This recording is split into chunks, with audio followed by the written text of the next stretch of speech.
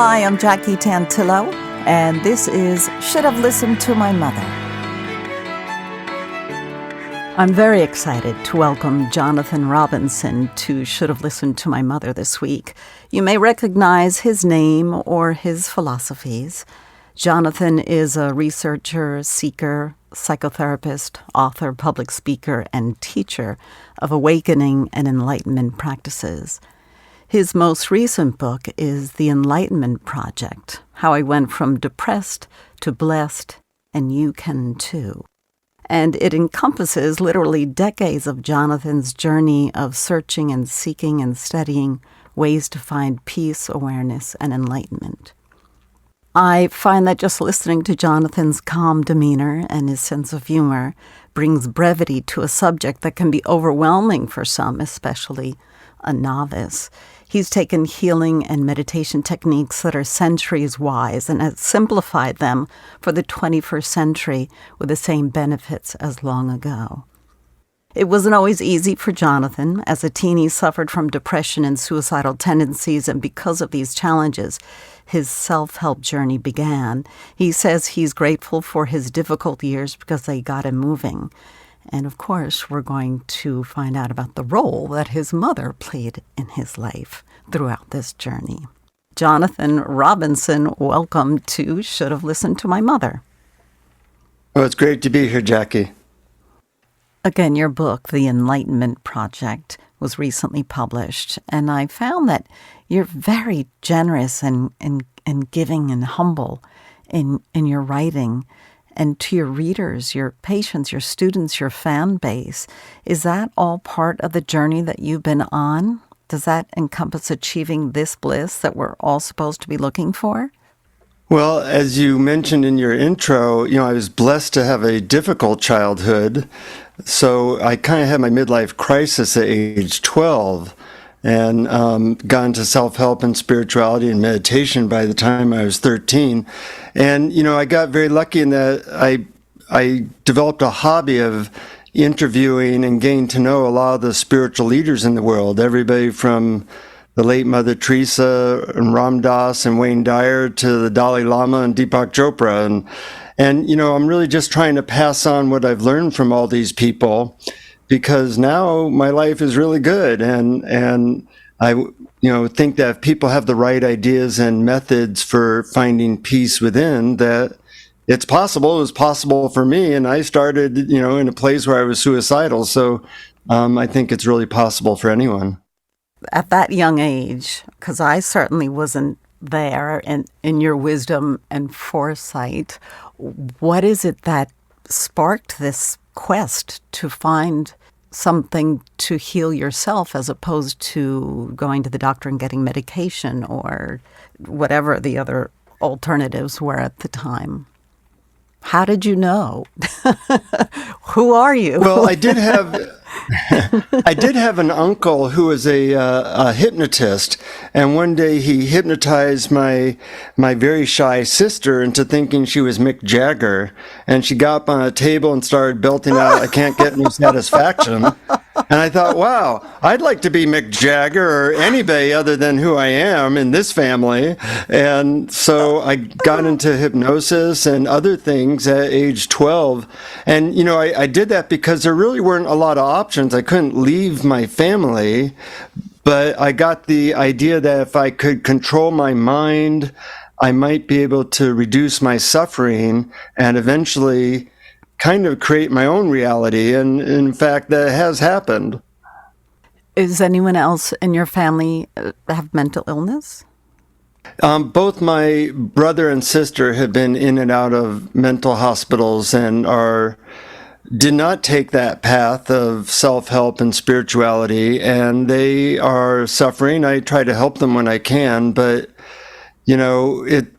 it's sad that most people who are having a hard time, they don't necessarily connect with the right ideas and methods that could make their life better. So, I'm trying to do that. I give away what I consider the greatest hits that I've learned from all these people, mostly for free or $15 at most in a book, and a lot of free stuff on my websites, because I think if people did have the right tools that they could be resilient and survive almost anything.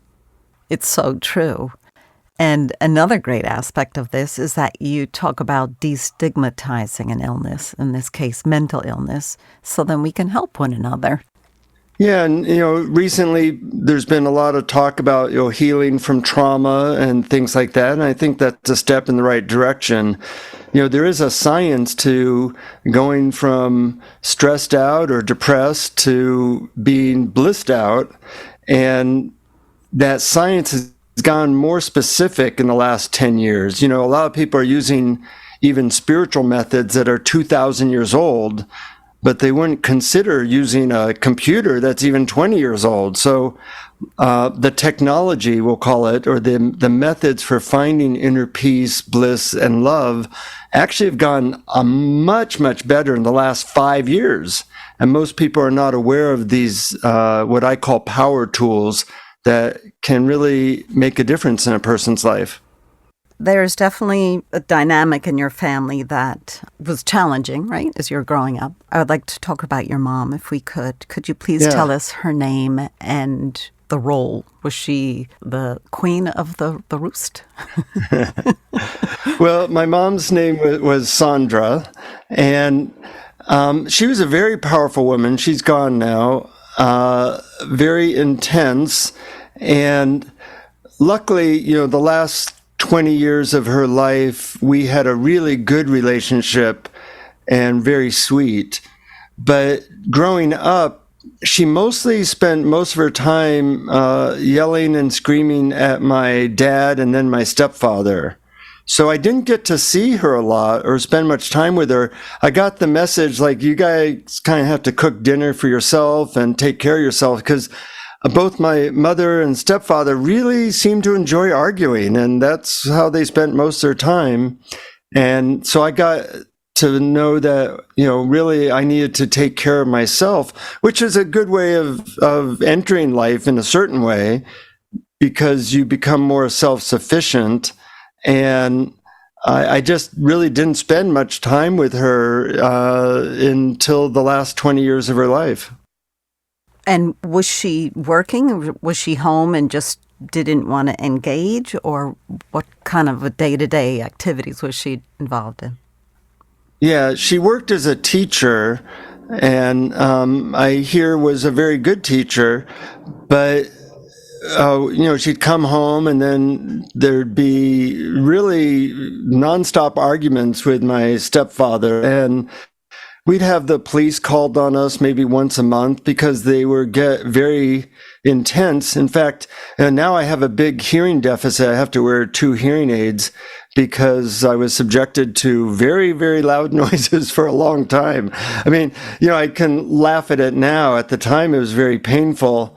And I'm grateful for it now because, that is what led to me getting into this stuff at a young age. But, a lot of people have families or situations that are rather desperate. And I think that most of the people who I know who are really strong mentally and emotionally and spiritually did have to endure really hard things as a child.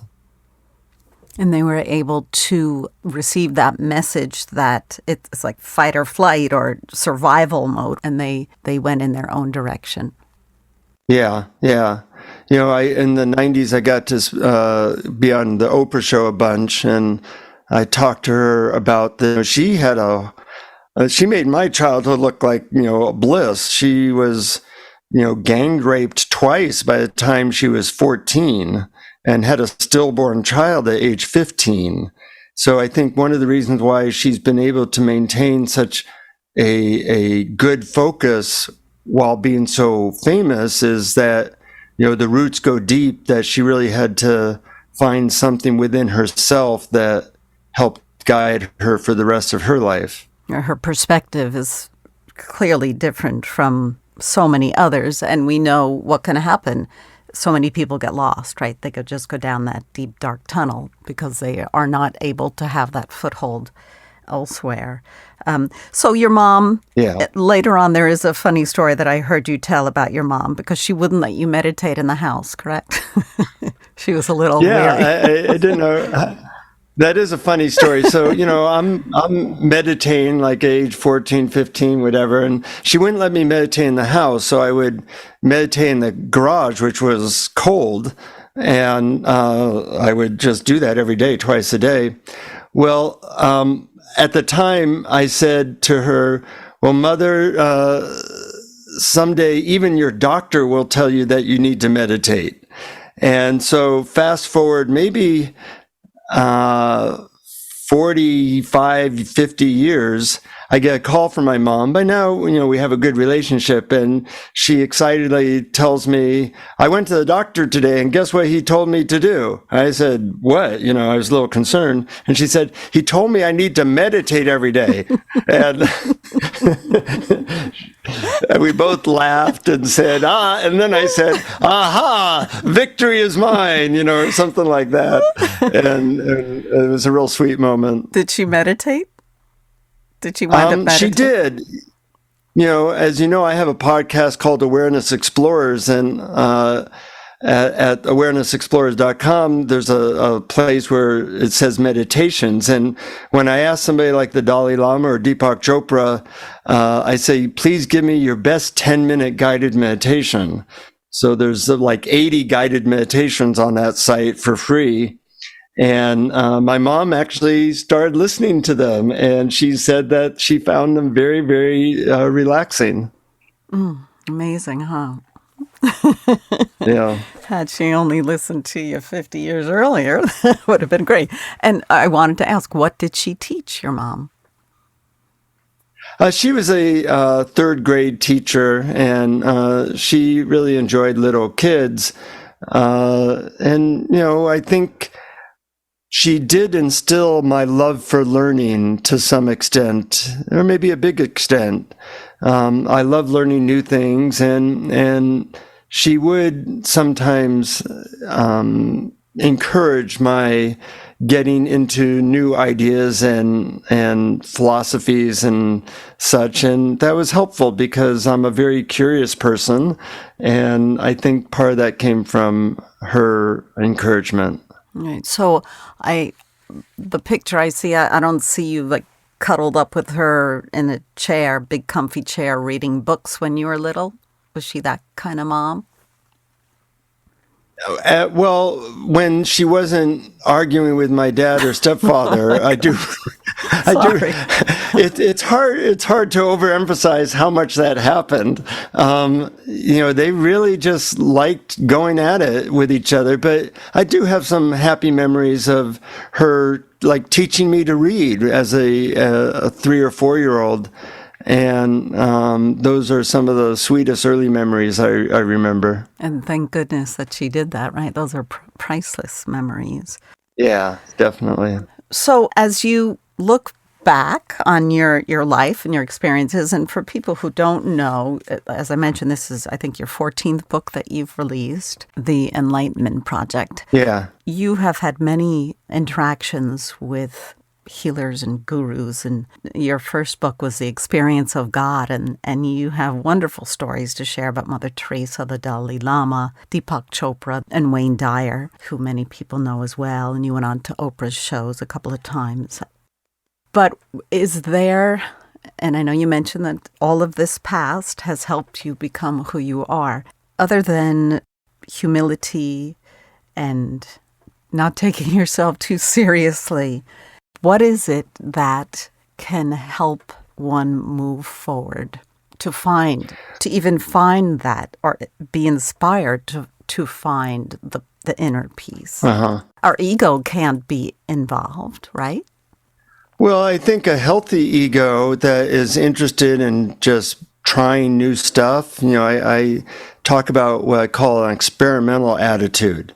Try a bunch of stuff, try different religions, try different methods, try different meditations, and see what works for you. If you try a bunch of stuff, you'll eventually find something that you go, hey, that really works, and then you have a friend for life. So I think one of the things I learned from a lot of these gurus and spiritual teachers was there's a lot of possible things out there for healing and for quieting your mind. And your mission, should you decide to accept it, is to try stuff and see what works for you. So, that's been a process. But once I found, say, a certain meditation technique that really worked for me, that changed my life, because you can meditate anytime. And if you can bring that love and peace into each day, that's better than $1 million or $1 billion, or it's better than many of the things that we're told to put hope in. So, put your hope in finding peace and love within, because when people put their hope in, say, the world of money or even relationships, or that the world would be a peaceful place, it's kind of hopeless, because we really don't have control over those things a lot of the time. In your book, one of the many things I liked about it, you have come up with these, and I think it's great, because typically when someone says, oh, you should start meditating, I always think of, oh my God, I don't have 45 minutes a day, or I'm not interested, or I'm not there yet to do 45 minutes to an hour sitting uncomfortably in a chair where my legs are supposed to be crossed and I can't think of anything else. And, that whole thing, you're doing everything that you're not supposed to be doing. But you have, over the years and from all of your learning, is that you have lent brevity to these possibilities for anyone and everyone to do it any second or minute of the day. Yeah, luckily I'm lazy, so I specialize in... I heard you say that. So I specialized in methods that mostly can be done in under 3 minutes.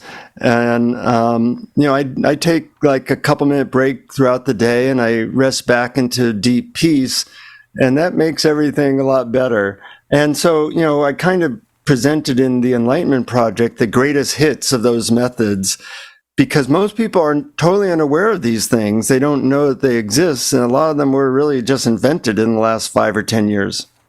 And something else that I believe it was mentioned in your book, whatever is happening in your life, root for it to go that way.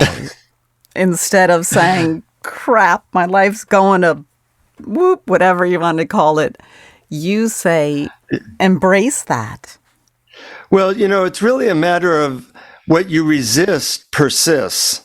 So our relationship with a lot of the people and situations in our life is to just resist it and contract and say it shouldn't be there.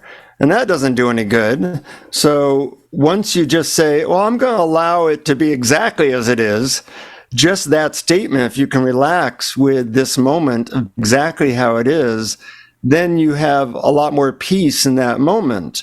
And since we only live in this moment, if you can find a way to not resist the moment you're in, you're going to have a lot more peace.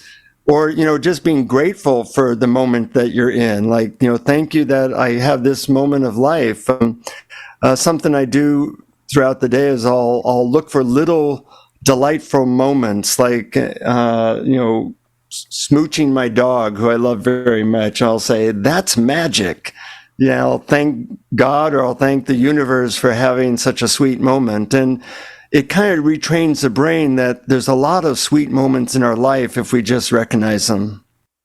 You mentioned all different religions. And what if someone's an agnostic? Can they do this path as well?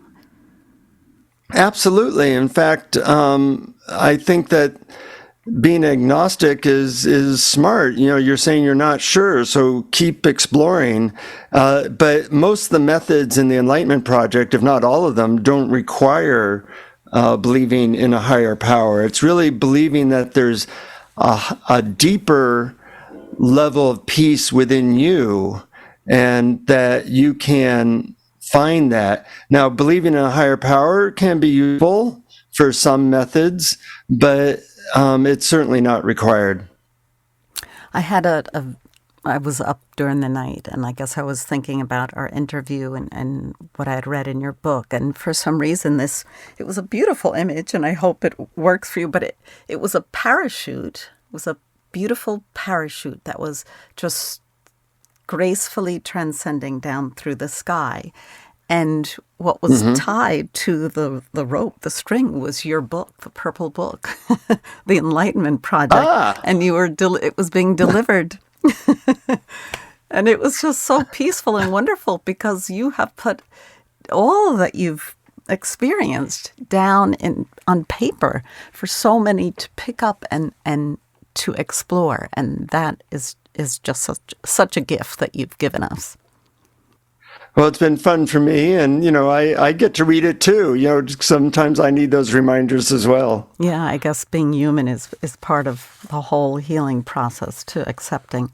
So I want to make sure we mention the Enlightenment Project, again, your most recent book, your podcast, Awareness Explorers, and you have a co-host, Brian Tom O'Connor, that joins you on that show.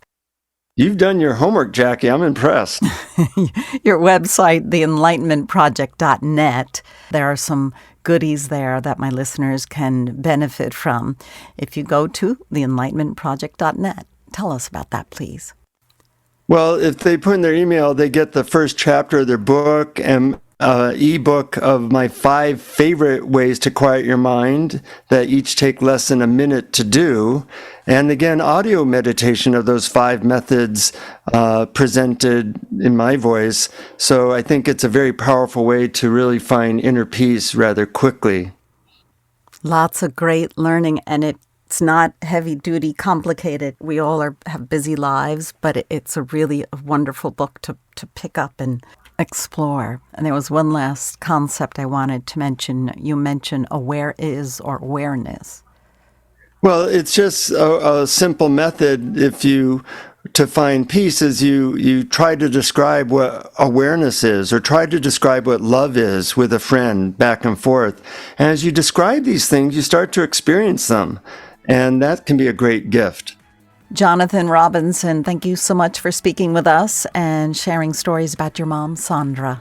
I'm glad that you were able to become friends. That's the most important part, that you had that connection.